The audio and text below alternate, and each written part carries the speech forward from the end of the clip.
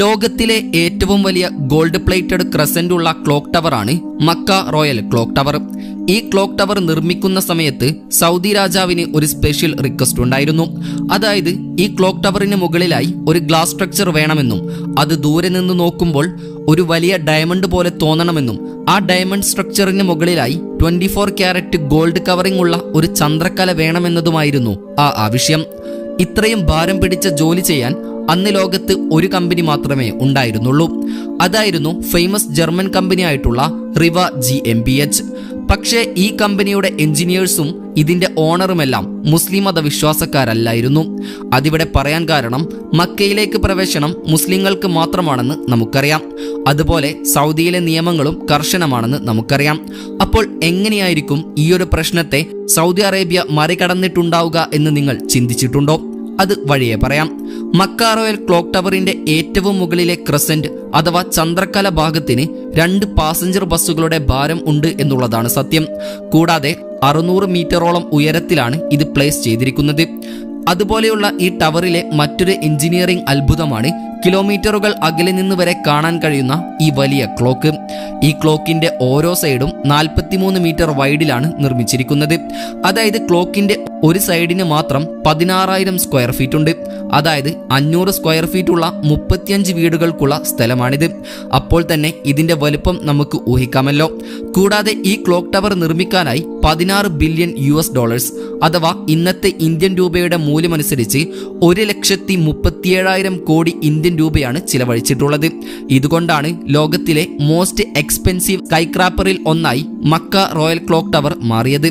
കൂടാതെ ഇപ്പോൾ ലോകത്തിലെ ഏറ്റവും നീളം കൂടിയ 4ാമത്തെ ബിൽഡിംഗും ഇതാണ്. ലോകത്തിലെ ഏറ്റവും വലിയ മുസ്ലിം പള്ളിയായിട്ടുള്ള മസ്ജിദുൽ ഹറമിൽ നിന്നും വെറും 300 മീറ്റർ അകലെയായിട്ടുള്ള ഒരു വലിയൊരു കോംപ്ലക്സിന്റെ ഭാഗമായാണ് ഈ ക്ലോക്ക് ടവർ നിർമ്മിച്ചിട്ടുള്ളത്. പക്ഷേ 2002 മുൻപ് ഇവിടെ അജിയത് ഫോർട്രസ് എന്നൊരു കോട്ടയുണ്ടായിരുന്നു. ഈ കോട്ട 1780 ഒട്ടോമൻ സാമ്രാജ്യം കഅബ സംരക്ഷിക്കാനായി നിർമ്മിച്ചതായിരുന്നു. ലക്ഷക്കണക്കിന് ആളുകൾ ഹജ്ജിനായി ലോകത്തിന്റെ പല ഭാഗത്തു നിന്നും എത്തുന്ന പരിശുദ്ധമാക്കപ്പെട്ട പുണ്യഭൂമിയാണ് മക്ക.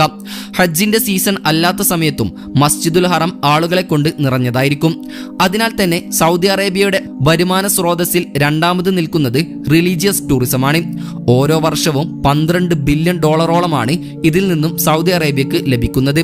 കൂടാതെ മക്കയാണ് ലോകത്തിലെ ഏറ്റവും കൂടുതൽ ഹോട്ടൽ റൂമുകളുള്ള സിറ്റി.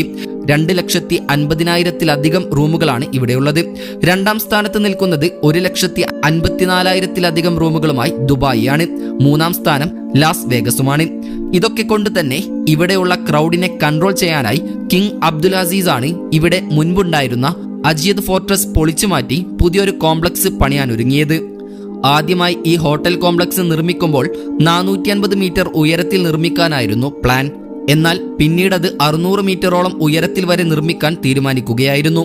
ആ സമയത്താണ് ഈ മിനാരത്തിന് മുകളിലായി വലിയൊരു ക്ലോക്ക് കൂടി നിർമ്മിക്കണമെന്ന ആശയം സൗദി രാജാവ് മുന്നോട്ട് വെക്കുന്നത്. അങ്ങനെ ഒരുപാട് നാളത്തെ കഷ്ടപ്പാടുകൾക്കും എക്സ്പെരിമെന്റുകൾക്കും ശേഷം ഈ ടവറിന്റെ ടോപ്പ് സ്ട്രക്ചർ പണി തീർക്കുകയായിരുന്നു. ഇനി അവർക്കുള്ള അടുത്ത സ്റ്റെപ്പ് എന്നത് ഇതിനു മുകളിൽ ലോകത്തിലെ ഏറ്റവും വലിയ ക്ലോക്ക് നിർമ്മിക്കുക എന്നുള്ളതായിരുന്നു. ഈ വർക്കിന്റെ കോൺട്രാക്ട് നൽകിയിരുന്നത് ജർമ്മൻ കമ്പനിയായിട്ടുള്ള പെരറ്റ് എന്ന കമ്പനിക്കായിരുന്നു. ഈ കമ്പനിക്ക് ഈ മേഖലയിൽ 165 വർഷത്തെ സേവന പാരമ്പര്യം ഉണ്ടായിരുന്നു. പക്ഷേ ഇത്രയും ഉയരത്തിൽ പ്രവർത്തിക്കുന്ന ലോകത്തിലെ ഏറ്റവും വലിയ ഒരു ക്ലോക്ക് നിർമ്മിക്കുന്നത് അത്ര എളുപ്പമുള്ള പണിയല്ലായിരുന്നു. അതിനായി അവരെ ഏറ്റവും കൂടുതൽ ചലഞ്ച് ചെയ്തിരുന്നത് ക്ലോക്ക് ഹാൻഡ്സ് എന്നറിയപ്പെടുന്ന ക്ലോക്കിന്റെ സൂചികൾ നിർമ്മിക്കുന്നതായിരുന്നു. കാരണം 600 മീറ്റർ ഉയരത്തിലൊക്കെയുള്ള മണിക്കൂറിൽ 200 കിലോമീറ്റർ വേഗതയിൽ വരെയുള്ള കാറ്റിനെ ചെറുക്കാൻ മാത്രം ശക്തിയുള്ള സൂചികളായിരിക്കണം ഇവ. അങ്ങനെ ആ ക്ലോക്കിലെ ഏറ്റവും വലിയ സൂചിക്ക് 23 മീറ്റർ നീളവും ഏറ്റവും ചെറിയ സൂചിക്ക് 17 മീറ്റർ നീളവുമാണുള്ളത്. അതായത് ഒരു 5 നില കെട്ടിടത്തിന്റെ ഉയരം. അങ്ങനെ ഒരുപാട് പ്ലാനിങ്ങുകൾക്കൊടുവിൽ 5 സെറ്റ് സൂചികൾ നിർമ്മിക്കാൻ തീരുമാനിക്കുകയായിരുന്നു. 4 ക്ലോക്കിൽ ഉപയോഗിക്കാനും 1 സ്പെയറായി ഉപയോഗിക്കാനുമായിരുന്നു പദ്ധതി. ഈ ഓരോ സൂചികൾക്കുള്ളിലൂടെയും ഒരാൾക്ക് നടക്കാൻ പാകത്തിന് വലിപ്പമുള്ളതായിരുന്നു. വലിയ ട്രെയിലറുകൾ ഉപയോഗിച്ചാണ് ഇത് ഡെലിവർ ചെയ്തിരുന്നത്. ക്ലോക്ക് ഡ്രൈവ് എന്നറിയപ്പെടുന്ന മോട്ടോറുകൾ ഓരോ സൂചിയിലും ഘടിപ്പിച്ചിരുന്നു. കൂടാതെ അതിൽ ജോലിക്കാർക്ക് വർക്ക് ചെയ്യാൻ വേണ്ടി മെയിൻ്റനൻസ് സ്വിച്ചും ഉണ്ടായിരുന്നു. ഇതിനുശേഷം അവർ നേരിട്ട മറ്റൊരു ടാസ്ക് എന്നത് ക്ലോക്കിന് വേണ്ട നിറം കണ്ടുപിടിക്കലായിരുന്നു. ആദ്യം ബ്ലാക്ക് ആൻഡ് വൈറ്റ് നിറം നൽകാനായിരുന്നു തീരുമാനിച്ചിരുന്നത്. പക്ഷെ രാത്രി സമയങ്ങളിൽ അതിലെ LED ലൈറ്റ് കാണാൻ അത്ര ഭംഗിയുണ്ടായിരുന്നില്ല. അങ്ങനെ കുറച്ചധികം ടെസ്റ്റുകൾക്കൊടുവിൽ പച്ച LED നൽകാൻ തീരുമാനിക്കുകയായിരുന്നു. ഇതിലൂടെ രാത്രി സമയത്ത് 8 കിലോമീറ്റർ അകലെ നിന്ന് പോലും ക്ലോക്കിലെ സമയം കാണാൻ സാധിക്കുമായിരുന്നു. ഈ ടവറിൽ 4 ഇഞ്ച് അകലത്തിൽ 2 മില്യൺ അഥവാ 20 ലക്ഷത്തോളം LED ലൈറ്റുകൾ ഉണ്ട് എന്നുള്ളതാണ് സത്യം. ഈ LEDകൾ മക്കയിലെ ചൂടുള്ള കാലാവസ്ഥയിലും കേടുവരാതിരിക്കാൻ തക്ക രീതിയിൽ വർഷങ്ങൾ സമയമെടുത്താണ് ഡിസൈൻ ചെയ്തിരിക്കുന്നത്. ഇനിയാണ് ഈ നിർമ്മിതിയിലെ ഏറ്റവും അപകടകരവും ബുദ്ധിമുട്ടേറിയതുമായ ഘട്ടത്തിലേക്ക് വരുന്നത്. അതാണ് ഇതിനു മുകളിലേക്ക് ക്രസന്റ് അഥവാ ഏറ്റവും മുകളിലായുള്ള ചന്ദ്രക്കല പ്ലേസ് ചെയ്യുന്ന ദൗത്യം. ടവറിന്റെ ഉയരം 600 മീറ്ററിലേക്ക് എത്തിക്കാൻ ഈ ചന്ദ്രക്കല ആവശ്യമായിരുന്നു. ഏകദേശം 75 അടിയോളം ഉയരവും വീതിയുമുള്ളതായിരുന്നു ഈ ചന്ദ്രക്കല. ഇത് നല്ല വ്യക്തമായി കാണാൻ വേണ്ടി കാർബൺ ഫൈബർ മിക്സ് ചെയ്ത ഫൈബർ ഗ്ലാസിൽ നിന്നാണ് ഈ ചന്ദ്രക്കല നിർമ്മിച്ചിട്ടുള്ളത്. അതിനാൽ തന്നെ ഇതിന് 35 ടണ്ണോളം ഭാരവും ഉണ്ടായിരുന്നു. ഈ ക്ലോക്ക് ടവറിലെ ഡയമണ്ട് പോലെയുള്ള സ്ട്രക്ചറും ഈ ചന്ദ്രക്കലയും നിർമ്മിച്ചത് മുൻപേ സൂചിപ്പിച്ചതുപോലെ ജർമ്മൻ കമ്പനി ആയിട്ടുള്ള റിവ എന്ന കമ്പനിയാണ്. ഈ ക്ലോക്ക് ടവറിന്റെ ഏറ്റവും മുകളിലുള്ള 150 മീറ്ററിലെ മുഴുവൻ ജോലിയുടെ ഉത്തരവാദിത്വവും ഈ കമ്പനിക്കായിരുന്നു. അതിനാൽ തന്നെ ഈ ജോലി ചെയ്ത് തീർക്കാൻ അവർക്ക് ഫിസിക്കലി മക്കയിൽ എത്തി ജോലി ചെയ്യണമായിരുന്നു. പക്ഷേ മക്കയിലേക്ക് മറ്റു മതസ്ഥർക്ക് പ്രവേശിക്കാൻ കഴിയില്ലെന്ന് നമുക്കറിയാം. അതിനാൽ തന്നെ കമ്പനിയുടെ ഓണർ അടക്കം ചില എഞ്ചിനീയേഴ്സ് ഇസ്ലാം മതം സ്വീകരിച്ച് ജോലി ചെയ്യാനായി ഇവിടേക്ക് എത്തുകയായിരുന്നു. ഇസ്ലാം മതത്തിലേക്ക് കൺവേർട്ട് ആവാത്ത മറ്റു ജോലിക്കാർ ദുബായിൽ വെച്ച് ജോലികൾ തീർത്ത് അത് മക്കയിലേക്ക് അയക്കുകയായിരുന്നു. ഇതിനെല്ലാം പുറമെ ഈ ചന്ദ്രക്കല സ്വർണം കൊണ്ട് കവർ ചെയ്യണമായിരുന്നു.